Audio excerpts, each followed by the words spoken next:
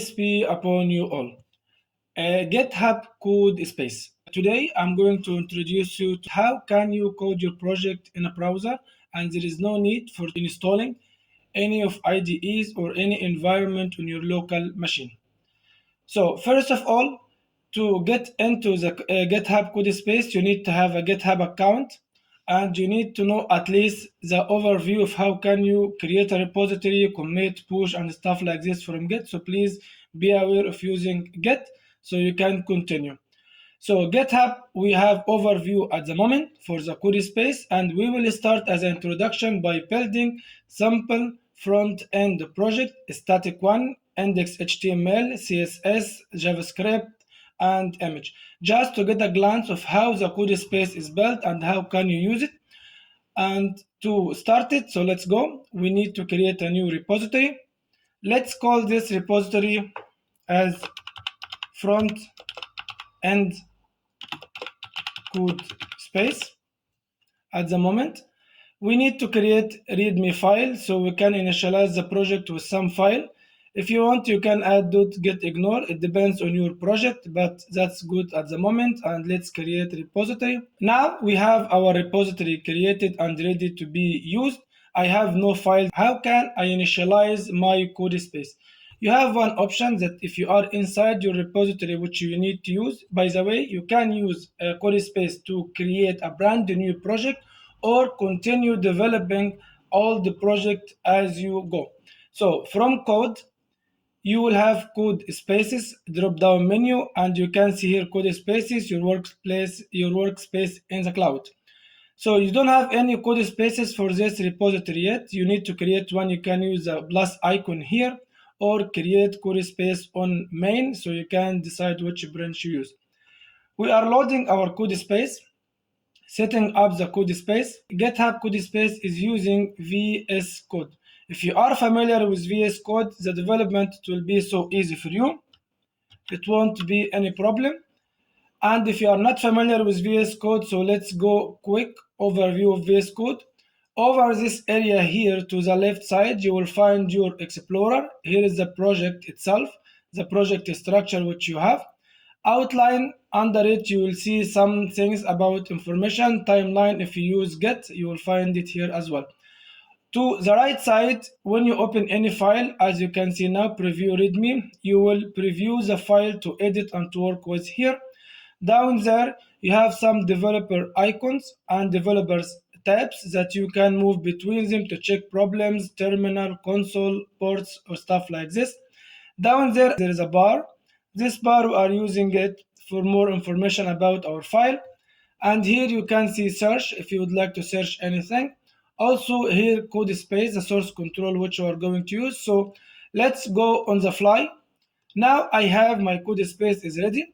I need to set up a project front end. I will do just simple front end package or folder. Inside this folder, I will create my new file. My first one, index.html. Enter index.html.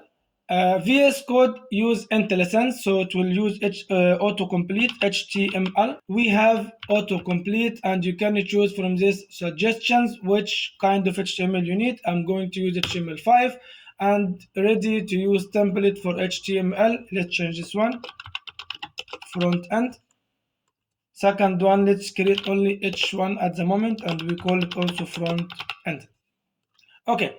My file is ready to use, but I don't know how to run it. The reason why I can't run this usually as I'm running my file in local, because in local, all what you need to do, you just save your index file, then open this index file in a browser and it will work locally fine.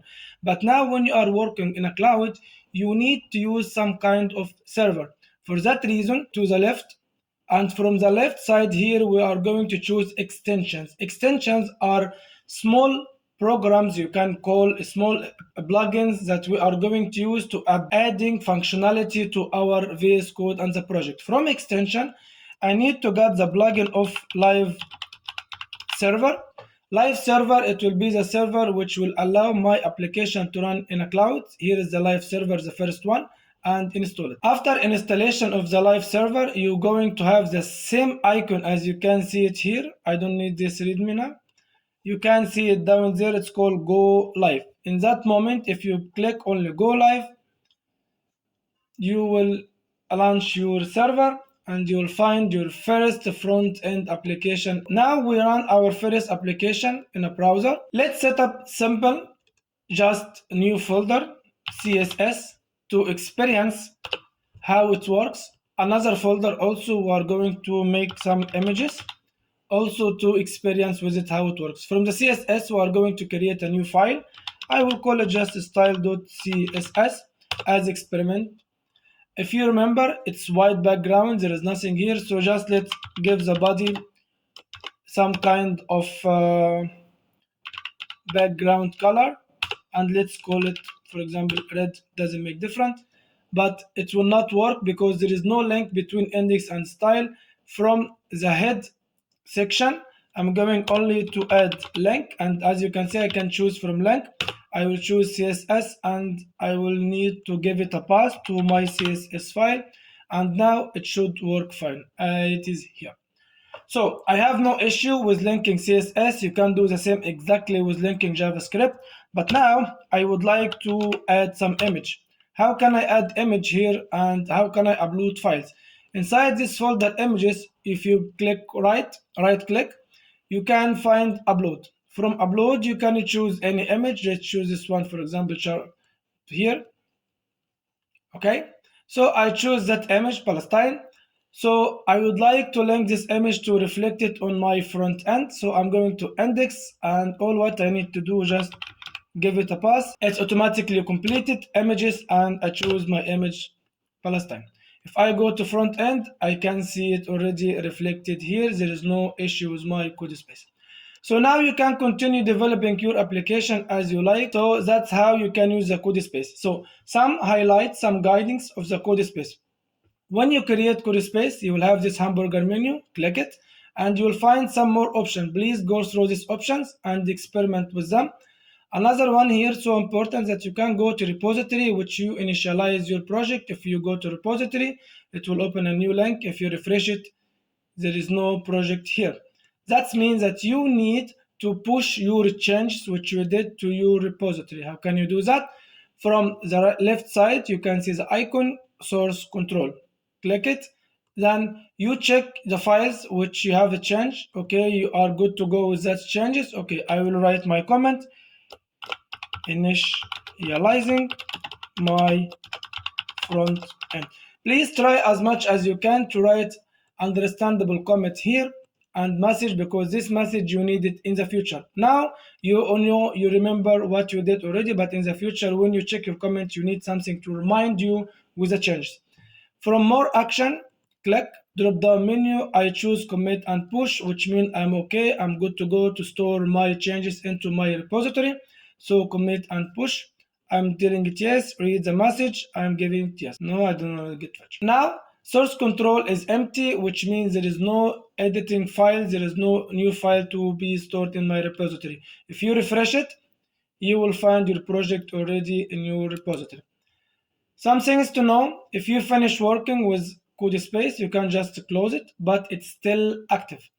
So how can you know that? From code, click again, code spaces, you can see active, and you can see name. If you would like to change this name, simple enough, rename and give it any name you would like. Okay, it will refresh, click again, and you see it front end. If you would like to start the code space from where you stopped, just click the name. You will start your code space in the same window. Then you can continue developing your application. But we are waiting for loading. Let's close this. Okay. Okay. So let's go live again to check. Is it working or there is an issue? Okay, it works fine. So you can continue your development. So another thing, let's go to our repository again. From the repository, you have the code space. If you want to stop the code space, because GitHub gives you only 2 active code spaces at the moment, so please finish your work with your repository, then just stop your code space so you can use more code spaces in another project if you would like to do it that way. If you deleted the code space fully, at the moment we didn't get into how can you preserve the extensions inside your code space, because in code space you already downloaded some extension. If we deleted this code space from here, okay, then creating a new one or building a new code space, okay, you will find out that your code space will start and will launch without any extensions which you have installed in before.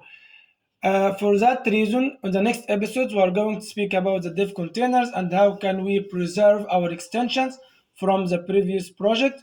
We are waiting for the remote connection, building code space. So my code space already launched. If you check, there is nothing here, go live, there is no server, there is no extension. So how can you check that your extensions exist?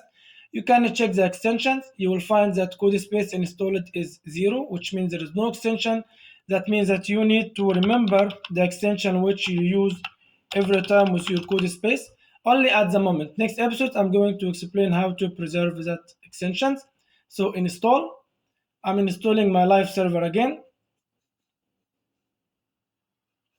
Waiting, finish, and then go live. So let's go live to see what's going on. My connection is forwarded to one of the ports. Okay, I got this gateway out, timeout. So there is an issue with loading extension, so I can close it. I will go back to my front end project. I'm going just to click on my index. I will refresh the page and I will try again.